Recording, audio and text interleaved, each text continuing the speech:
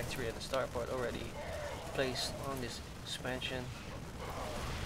As those siege tanks move up and those units, I'm gonna take out most of Dean's units, but still JJ is at the back foot trying to defend his base. But he's actually pretty doing good, not too bad. And he's gonna kill all these marines, but not gonna be able to take out this Viking, I guess, because of these two siege tanks over here. So right now, I would say that it's still pretty even. But if you look at the APM stat one more time, Dean here is still doing 200 actions per minute. And it makes you wonder, like, where do those actions really do? Or how come JJ here can still keep up, even though he does only 65 actions per minute? So I guess it factors out all the spams that he's been doing right now. Let's see from Dean's point of view what he's been doing right now. So we're switching to a first person view for a second. So we're seeing a lot of actions actually, and right now I can tell that some of those aren't really wise actions. Look at those. If you see those movements or clicking by JJ, you would know that those are short clicking, and those are spams, I would say.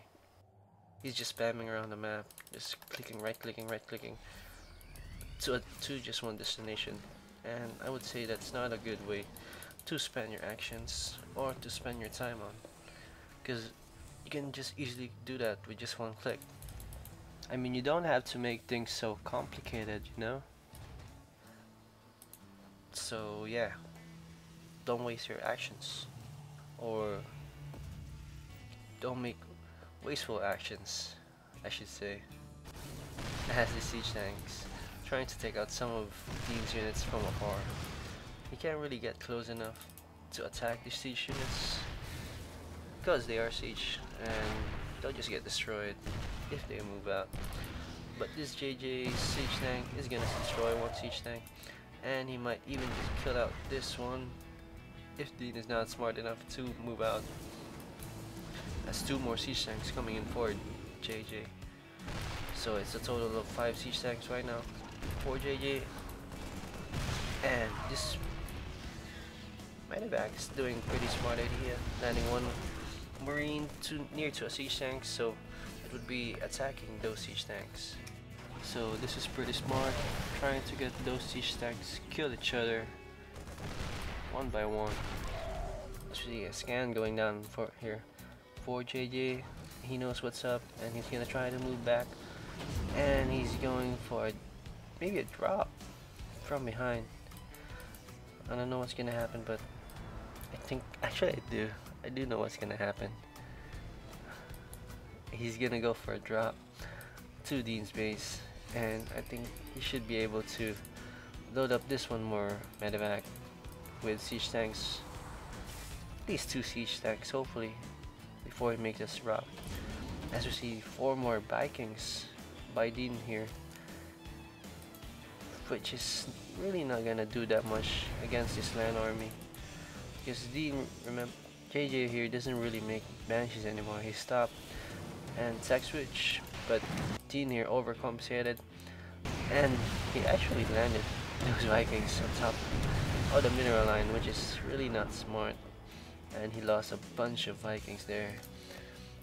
I didn't get to see that, so I'm sorry. But believe me when I say that those Vikings died to missile turrets quickly. And Dean here forced to move out, and this left drop is gonna go down. For JJ, he's slowly taking out all those units, but those 2 medevacs did go down, so not too bad. Not too bad for Dean, but he is forced to move back to his base. I don't think but he does have a sizable army here, and I don't see any reason to move back.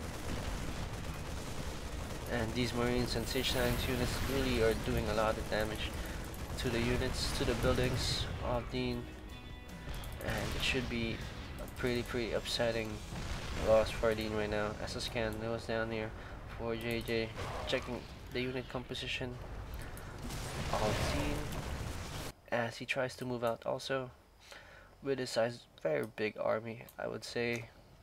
And right now, I'm pretty sure JJ is ahead of this match, but it still makes you wonder.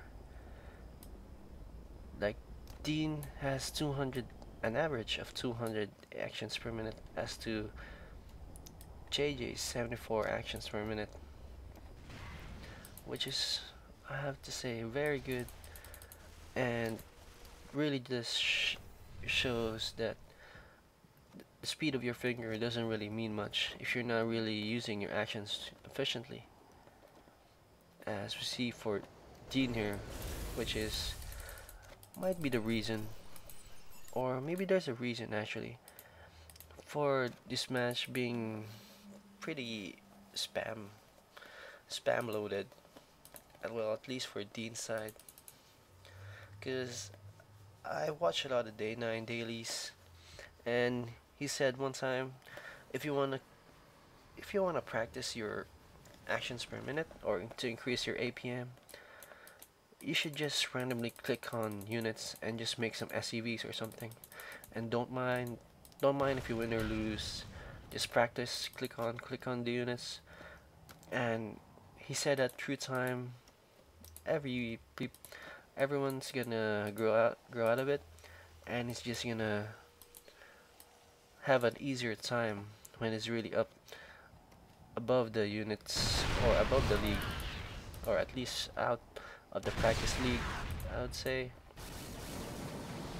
As we see JJ here putting up a nice roadblock here, not letting Dean to get out of his base. And another drop going down here for JJ. Nice job.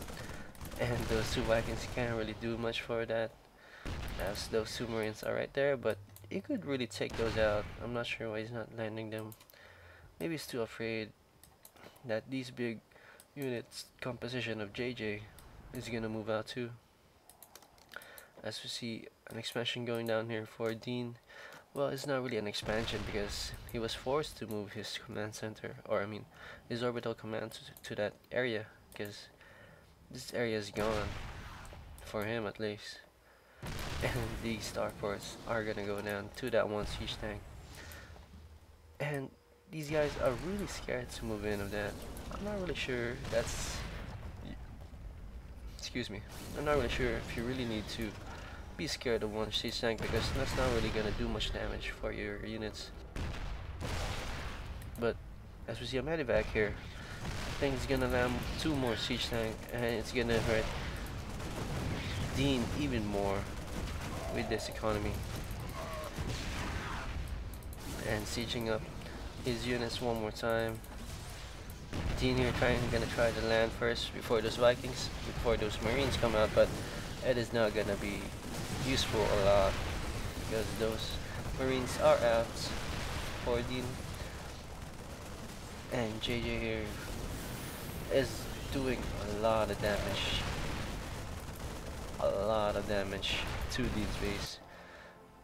And this army is still here. I'm not sure why he's not pushing them back or pulling them back, because there's no use if you're gonna lose right here and just keep your army alive. He can't really do much. I think at this point he's really confused of what he's gonna do right now, as we see those actions per minute slowly going down, going to the 100s, and now to the double digits. And I think he's finally losing confidence, that thinking he might lose this match. And still, these are the armies that did the most damage for Dean, and Dean lost because of that. And I'm not sure why he didn't move this army back. Maybe because he is afraid that this big army of JJ is gonna move in when he moves back. But it doesn't really mean much if you're gonna lose just because of these units, and not even put in all your units or fighting units at least. But we do see an expansion going down for JJ and the high yield, and for the second expansion here. And JJ has that Sonaga tower, so he knows what's up. And another drop here. I didn't even see that. So JJ is doing a pretty good job. As you see here, the average ending up 200 APMs for Gene as to 77 for JJ. So that just goes to show you guys that APMs doesn't really mean much if especially if they don't use it properly. But again, I'll give Dean the benefit of the doubt that he's just practicing right now, doing what Day 9 said to him, that practice all your finger movements first and just keep on clicking on stuff, and then after a while you're just gonna think about what you're gonna click, but the hand speed or the finger speed is there already, so you're not gonna have a hard time figuring out what you do. So that's it. I hope you guys like this cast I gave you, and I'm gonna put out a couple more before the end of the week. I'm sorry for the lack of content on my part. I've been pretty busy these past couple of days, and I'll try to keep up with the latest of the news. And then version 1.1 is gonna come out soon. Well, at least in the second week of September. That's what Blizzard promises us, but I'm not sure about that. And that's it. I'll just see you guys next time. And peace and